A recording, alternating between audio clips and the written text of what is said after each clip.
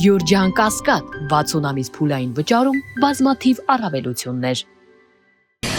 Այս հարցը բոլոր երեք բանախոսներին։ Ըստ էության երկրորդն Վարդապետյանի ասածը նա իրավունքի ուժով անազատության մեջ պահվող կոնֆլիկտով սահմանավորված անազատության մեջ պահվող անձանց պետք է անհապաղ վերադարձնել։ Պետք է նշեմ, ու սա երևի կարևոր արձանագրել, որ միջազգային իրավունքը իրականում թույլ է տալիս կոնֆլիկտի համատեքստում անազատության մեջ գտնվող անձանց դատել։ Այսինքն դատը ինքնին by default միշտ չէ, որ ապօրինի է,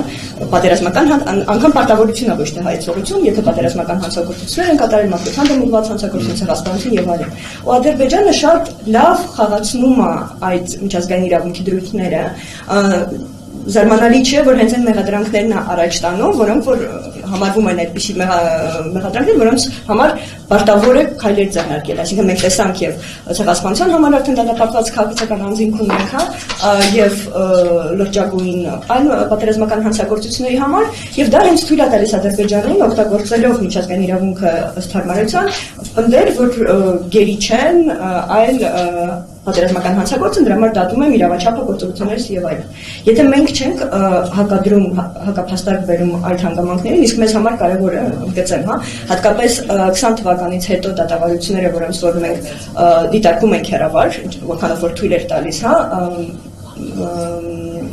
լուսաբանումը, նախինում ավելի շատ են լուսաբանում դեռ, դա էլ դաս եղավ ադրբեջանցիներին, շատ ավելի քիչ ու ավելի սահմանափակ են լուսաբանում դատավարությունները Բաքվում։ Ակնհայտորեն երևում էր, որ մեղադրանքները անհիմն են, ուռճացված եւ պաշտպանության որևէ երաշխի մեղադրյալի ամբաստանյալի աթոռին հայտնված հայի չի տրամադրվում, ոչ վկա կանչել, ոչ ինչ-որ այլ ապացույց ներկայացնել եւ այլն, եւ շատ արագ մի քանի նիստով արձանագրում են ցեղասպանության փաստը, ինչպես նշեց, պարոն Կիրակոսյանը, պատմության համար արձանագրվում ցեղասպանության տեղ ունեցել, հայ մեղավորը դատվեց եւ այլն։ Նույնը կատարվում է հիմա ըստ էության, այսինքն ինչ ենք մենք նաեւ անընդհատ ասում, որ այս դատավարությունը կամ դատաստանը կամ շոուն, իրականում միտված է ամրագրել այն ճշմարտությունը, որ Ադրբեջանը ուզում աշխարհին մատուցի, ասելով, որ այս անձինք ահաբեկիչ չեն, պատերազմական հանցագործ եւ այլն, եւ որևէ դեպքում չպետք է ազատությունից ազատ արձակվել։ Խոսելով եզրույթների մասին, իրականում ինձ համար ավելի մտահոգիչ էր ոչ թե անազատության մեջ պահվող անձանց եզրույթը օգտագործումը, որ իրականում ավելի չեզոք եզրույթը ներառելով եւ քաղաքացիական անձանց եւ զինծառայողների գերի են, որտեղ գերի բառը մենակ ըստ էության զինծառայողներին է վերաբերում։ Ինձ համար ավելի մտահոգիչ էր հասցեագրել բառի շատ չեզոք, ոչինչ չասող բառի օգտագործումը, որից որ դու չես հասկանում պահանջ ունես պետությունը այդ անձանց վերադարձնելու վերաբերյալ թե ոչ։ Ու եթե Հայաստանը չունի, ով պետք է ունենա, ոչ մեկին հետաքրքիր չէ։ Ավելին կուզենամ նաև նշել հայց միջազգային իրավունքի լիովին համաձայն եմ պարոն Կիրակոսյանի հետ, որ միջազգային նացիաների օգտագործումը առաջին հերթին շահավետ էր Հայաստանի համար, որովհետև հիմա Ալիևը որևէ առիթ միջազգային հարթակներում բաց չի թողնում, ասելու, որ ամեն ինչ արվել է Լեռնային Ղարաբաղի շուրջ, կոնֆլիկտի համաճգնում հատկապես 20-23 թվականի ժամանակահատվածում իրականացվել է միջազգային իրավունքի բացարձակ անթերի պահպանման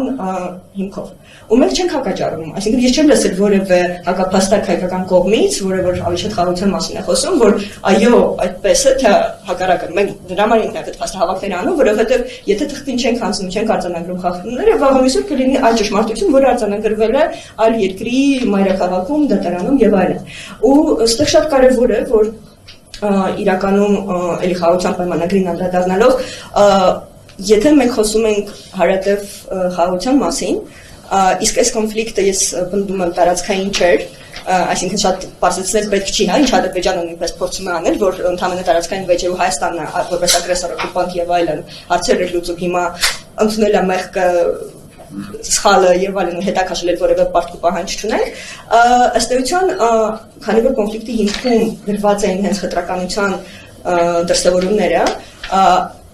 ՄԱԿ-ի միջազգային դատարանում այս դատավարությունը լավագույն հարթակներ, մենք իրականում շատ շնորհակալ ենք ու շատ ողջունում ենք, երբ որ Հայաստանի կառավարությունը դիմեց օգտագործեց այդ մեխանիզմը, կանխարգելելու ապագայում նման վարքագիծ։ Այսինքն մենք կներեք, որ չեք հավատում, որ եթե խաղաղության պայմանագրում որևէ կետում նշված է, որ պետությունները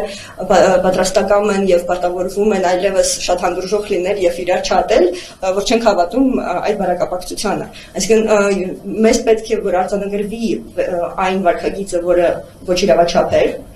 եւ համապատասխան քայլեր ձեռնարկվել այդ վարքագիծը փոխելու ուղղությամբ։ Մենք նման բան դեռևս չենք տեսնում։